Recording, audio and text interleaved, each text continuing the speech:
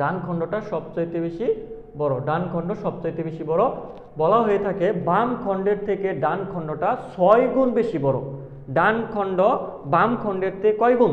6 গুণ বেশি বড়। এটা বাম, এটা হলো ডান। ডানটা কত গুণ বড়? বামটার তুলনায় 6 গুণ বেশি বড়।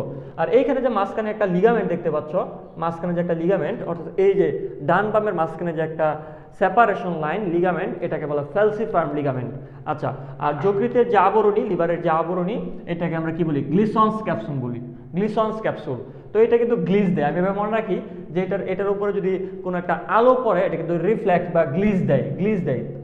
এটা থেকে মনে রাখবে এটার পর্দা বা আবরণীটার নাম কি? Glisson's capsule, Glisson's capsule. আচ্ছা, তো এটার নিচে কিন্তু কি থাকে? ওই যে দেখো ছোট করে দেখা যাচ্ছে, সেটা হচ্ছে পিত্তথলি। পিত্তথলি যুক্ত থাকে, পিত্তথলি যুক্ত থাকে।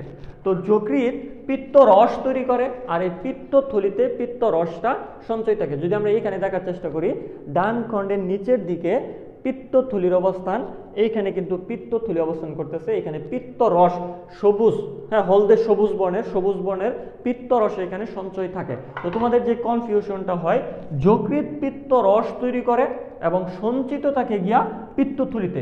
পিত্তথলি কিন্তু পিত্ত রস তৈরি করতে পারে না। পিত্তাশয়, এটা মনে রাখতে পারো। জলাশয়, জলাশয় কি নিজে জল তৈরি করে? জলাশয়ের মধ্যে কিন্তু জল স্টোর থাকে। অন্য কোনো উৎস, ডিপটি কল অথবা বৃষ্টির পানি অথবা অন্য কোনো উৎস থেকে জলাশয়ে জল আসে, জলাশয় ওই জলটাকে স্টোর করে, বাট জলাশয় নিজে কোনো জল উৎপন্ন করতে পারে না। এরকমভাবে তুমি মনে রাখতে পারো, পিত্তাশয়ে পিত্ত জমা থাকে, বাট পিত্তাশয় নিজে পিত্ত তৈরি করতে পারে না।